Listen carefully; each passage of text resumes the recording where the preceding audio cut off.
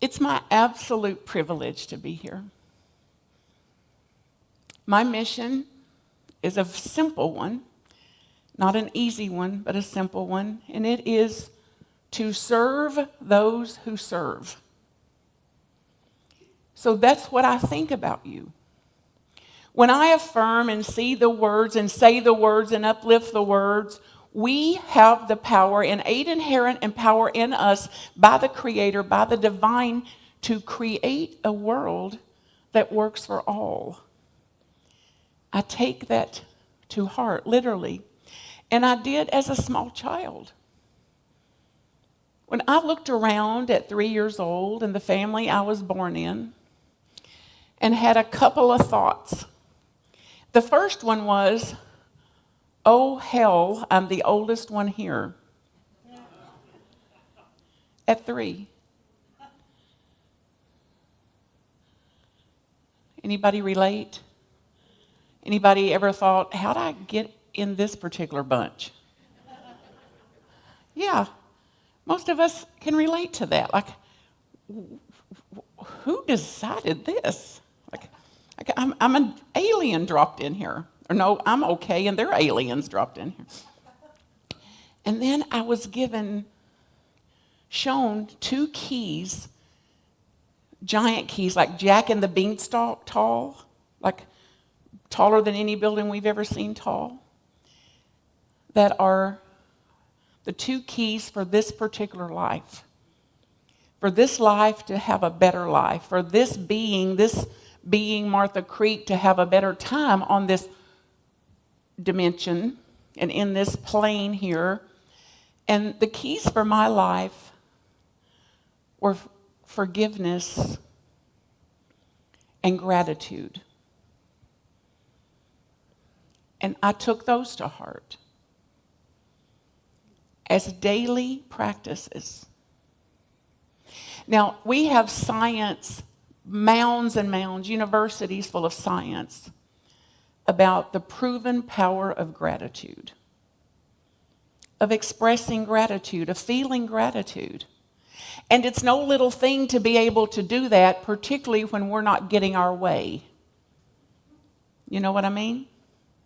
Or when we have intended one thing and prayed for it and visioned it and affirmed it and built a vision board about it and got somebody else to pray for us, and then it doesn't turn out that way.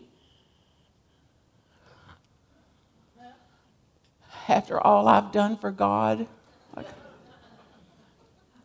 So how are we going to muster some gratitude to say, I'm still grateful for the practice I had. I'm grateful for the idea that I had.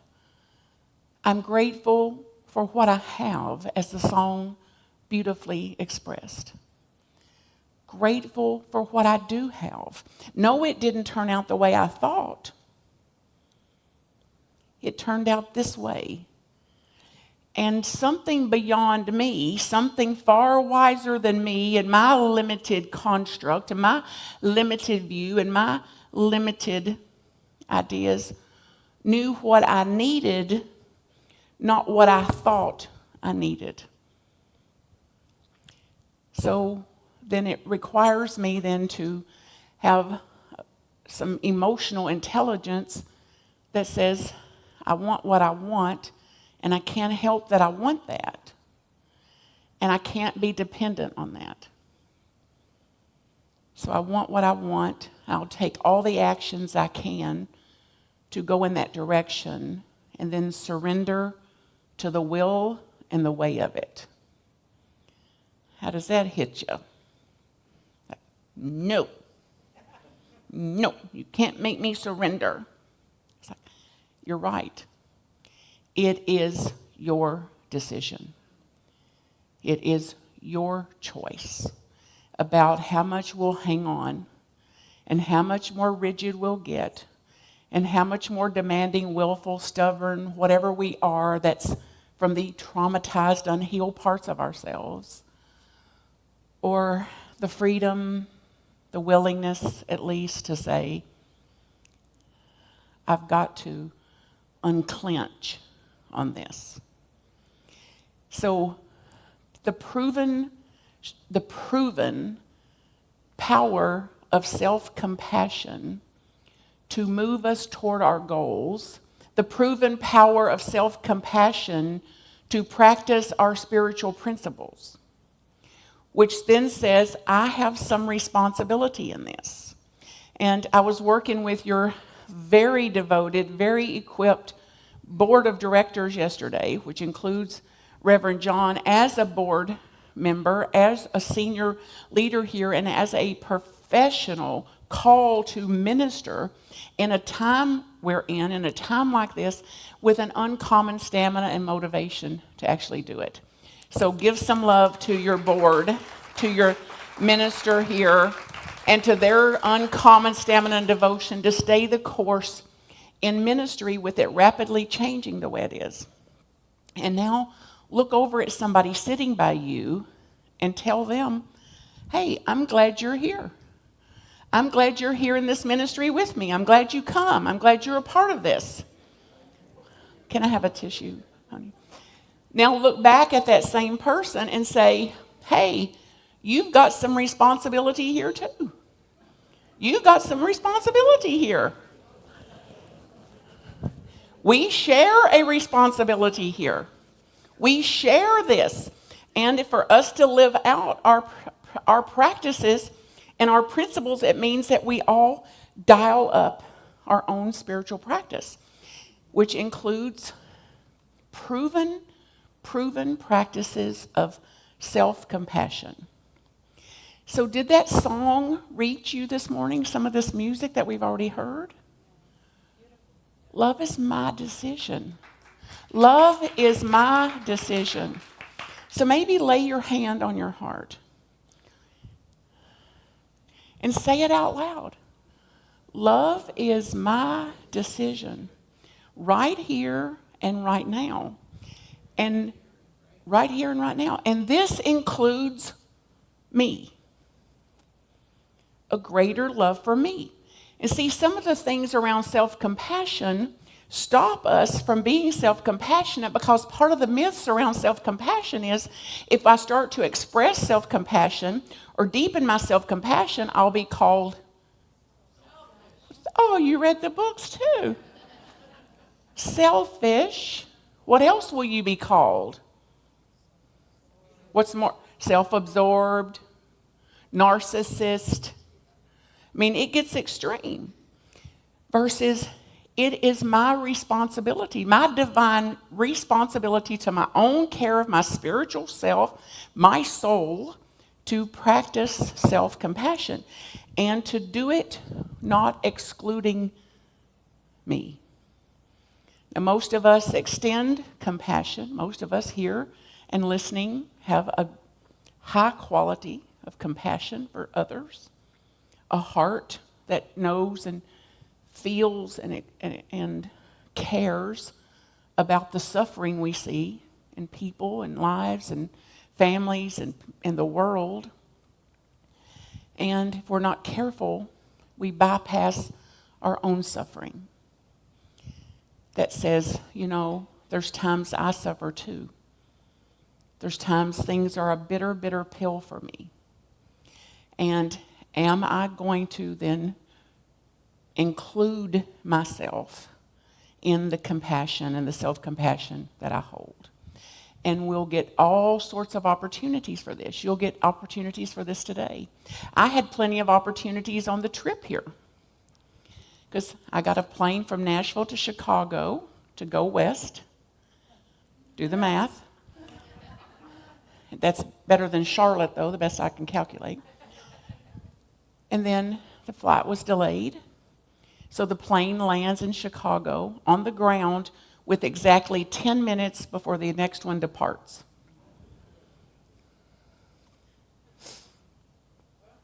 After all I've done for God. So it's like surrender again. And the tendency is to clench. The tendency is to tighten. The tendency is, oh, brother, whose fault is this? Who can I blame this on? And then what happens when we do that? Versus surrender to the will and the way of it. If I'm to be on the plane, I'll be on the plane. If I'm not, I'll be on the next one. Or not at all. I don't know. I don't know.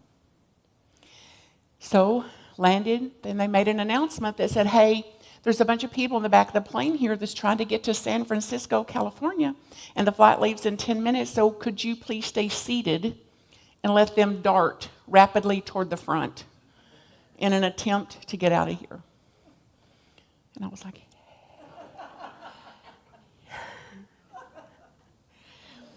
and then the man unbuckled, stood up, I jumped up and started to dart, and people started filling up the aisle. Now, they no more were in a hurry than a man in the moon. But you know the patterning we have? Like the world revolves around me. So then it's, okay, hit this again, or this again. So I eventually made it off the plane, got 5 minutes, and I got off at 12 and boarded at 14. The plane was full, all the groups had been called, and the door was open. So right on there we went. And I wanted to go to the bathroom. Anybody relate? When it's been about 4 hours? So I thought, okay, when I step on that plane, I'm going to go in that bathroom because I'm on the plane now. And just first class, there's a bathroom. And I went right in there, dancing in there. And I said, I'm going to jump right in here. And he said, the pilot's in there.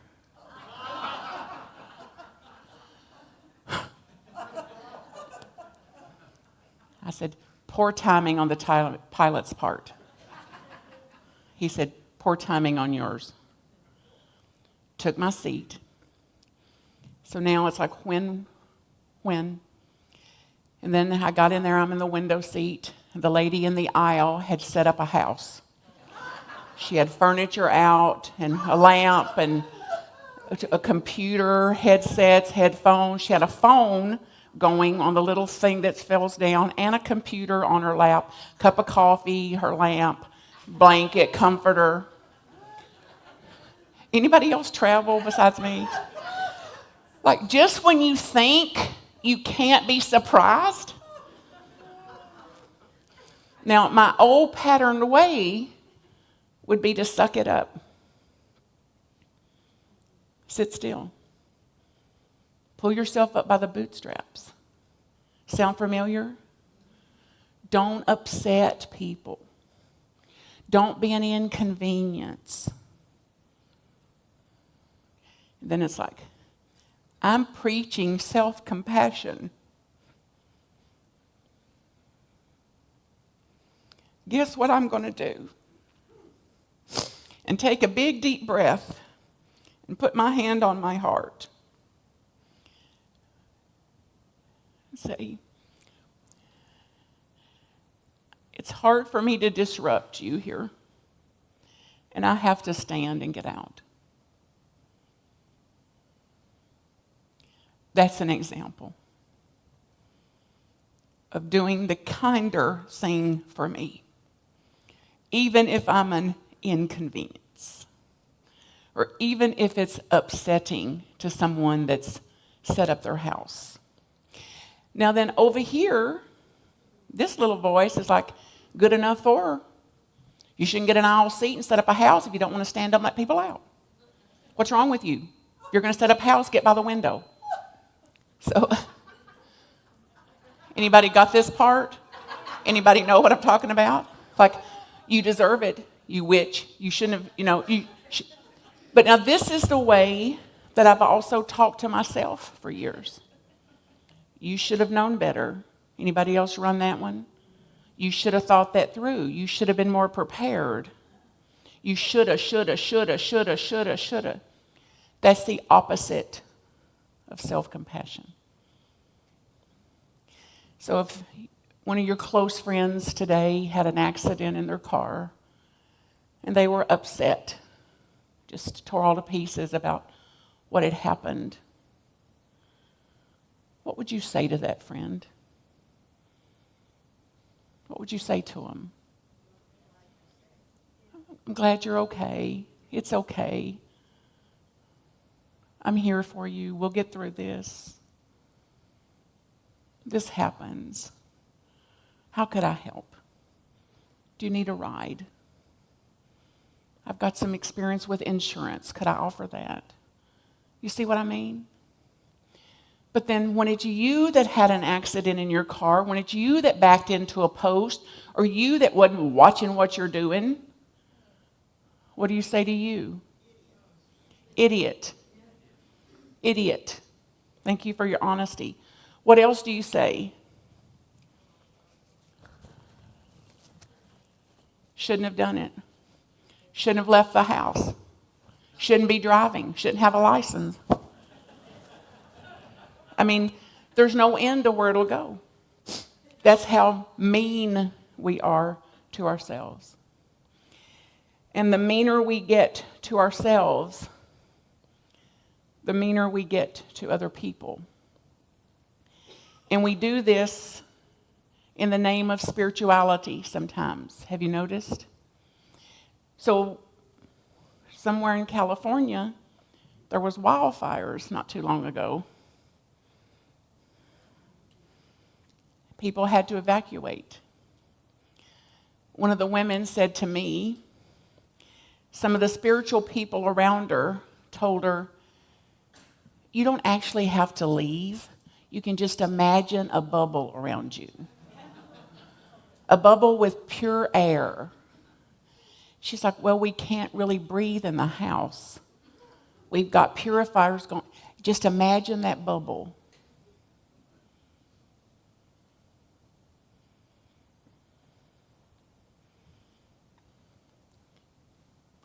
That was me not too long ago.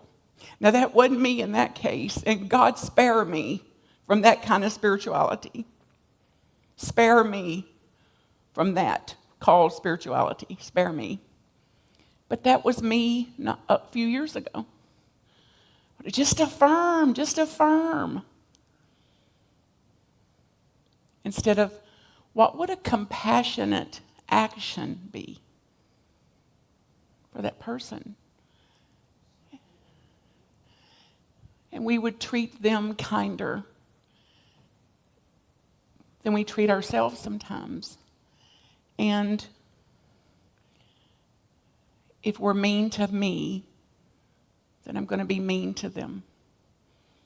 And if I'm demanding and willful and shoulding on me, then I'm likely going to put that out on them too. And we have a different way now. We have a different way. So here's some of the tenets of self-compassion. These are some of the myths about it that keep us from diving into this as a practice. And I'm about to launch in. I've been deeply into this for a year, and I'm launching in now to facilitating groups through this for the next 8 months. So if it's resonant with you, get in touch with me and hang around today, because we're going to take a dive this afternoon, noon, when we stay here. Self-compassion is self-indulgent. That's the myth. So some people believe that being kind to ourselves will be seen as selfish. So we can't do it. Although the science around this proves that people that practice self-compassion and take it into devotional application are more resilient. They're more accountable for what they do and don't do. They're more likely to meet their goals. They're more apt to go in the direction of their goals. Those that practice self-compassion. So there's plenty of reasons to give this a go, to try this. Not to mention what our spiritual values, how they inform us. That if I'm self-compassionate, I'll be lazy. I won't get anything done. The science around it is the opposite.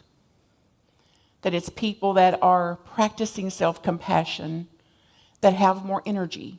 They have more vitality. They have not only an idea, but a source for it, a stamina to go toward it.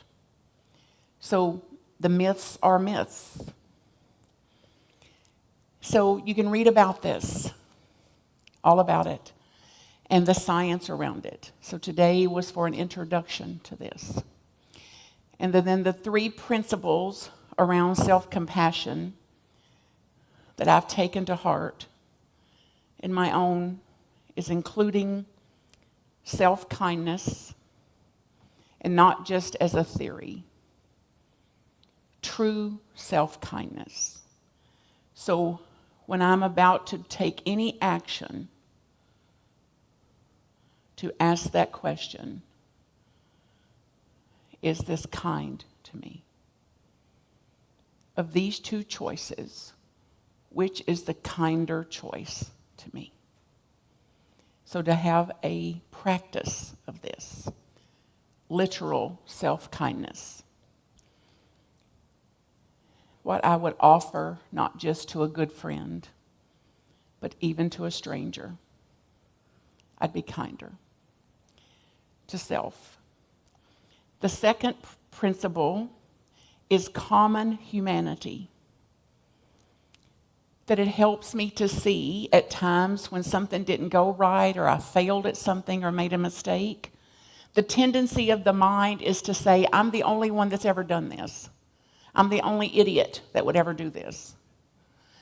Instead of backing up out of that and saying, this is actually a common occurrence. This happens. Other people have bared this. Other people have experienced something similar. So keeping in mind the common humanity of us, that this is not an isolated event. This was not unique to me. But this is a part of the humanity of us, the humanness of us. And this happens routinely in our common humanity, in our humanness. This happens. So then to give a little space, more grace to myself with, this is not just me, that this is, I can look around and see this happens. And the author, Kristen Neff, of the book Self-Compassion, said it was so helpful to her raising an autistic child that any time the child acted out or thought something, she was so embarrassed and so troubled by his behavior. And this particular practice, she said, is what got her through it. That her remembering that other parents have navigated this, that other parents have things similar to this to deal with, that it took her, it unbound her from feeling so stuck in that, as an example. And the third one is mindfulness, which most of us in Unity have some practice around. Staying mindful, observing self, observing emotions, observing our reactivity to things, and being present with our emotions, being present with whatever's arising, and to observe our thoughts and feelings and to give some space to them instead of shaming ourselves and blaming ourselves and more recrimination and more self-hate. So a mindfulness about this. So one of the scriptures I called on as a child was love your neighbor. Do I remember that one? How does it go? Love your neighbor as yourself. And my teacher for years, Byron Katie, used to say, yeah, I hate me, I hate you. I'm irritated with me, I'm irritated with you. There's indicators here. So it's no little thing to take a scripture like that to heart either. Like, oh yeah, I was busy loving this and busy loving them, but not as keen, not as practiced at loving this. So think about something where you were irritated with yourself, mad at yourself. Something you may have done, something this morning even. Just let those emotions come up here. Whatever it was, your irritation, your disgust, your frustration, whatever was there. And just tighten your fist physically. Just put your hands out like this and tighten your fist around this. And feel what that's like to cut off from your divinity. To cut off from the essence of who you are. Notice how it feels in the body. Clench them tighter. You really get fed up, really mad.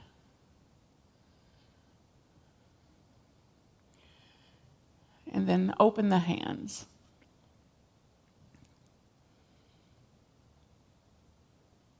And notice the difference.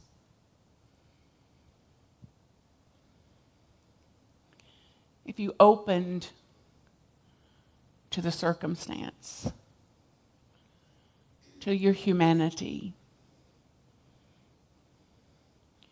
to your high holy self, if you gave grace there, mindful, the difference of it.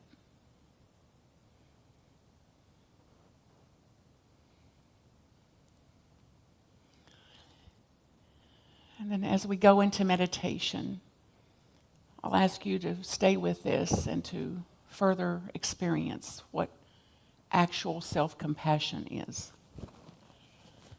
So if you can and are willing to, close your eyes.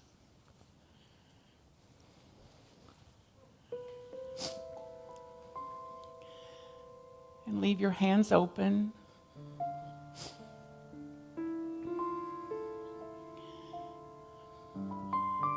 And I'm making a decision right here and right now.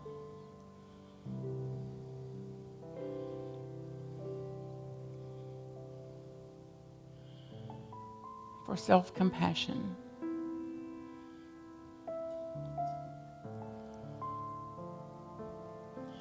And to enter into a devotional practice of this, an applied practice of this.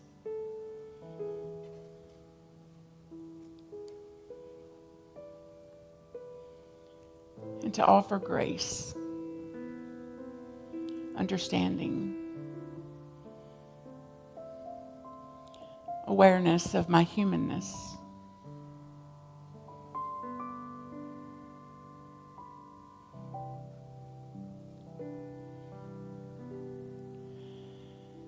And I invite you to put your hands, both hands, on top of one another right on your heart space.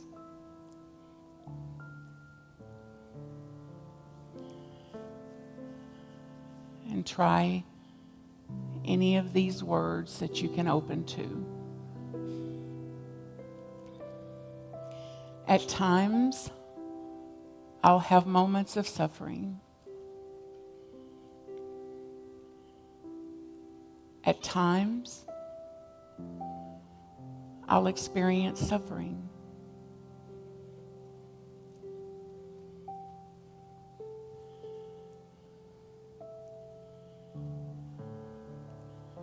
I accept this.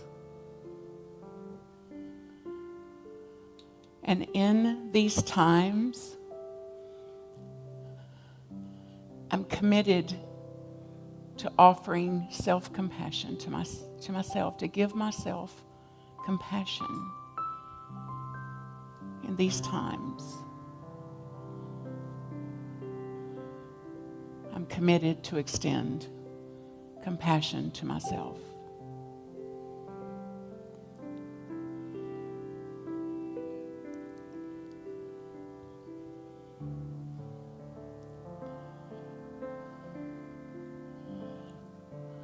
I choose compassionate action.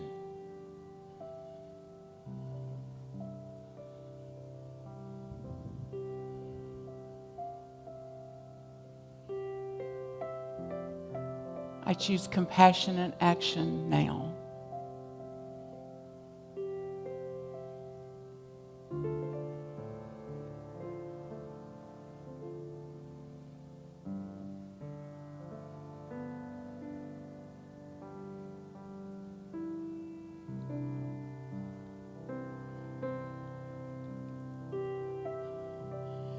Now imagine something happening that you didn't plan,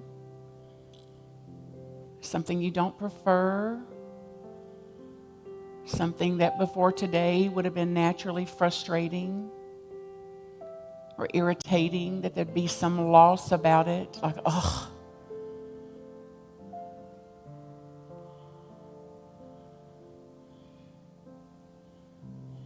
And speak these words, if you can. I know who I am.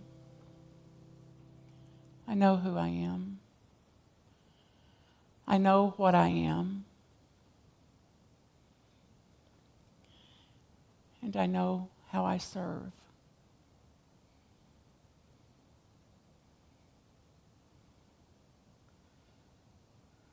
I choose compassion.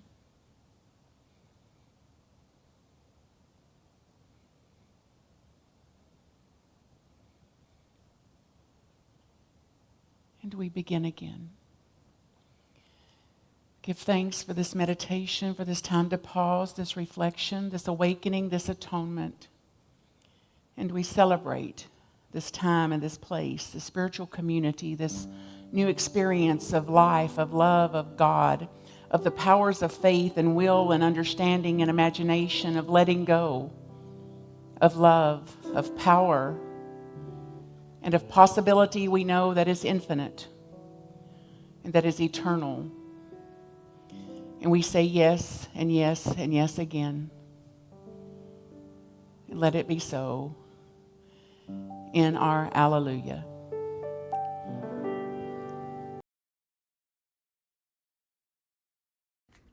MarthaCreek.com if I can support you. Blessings.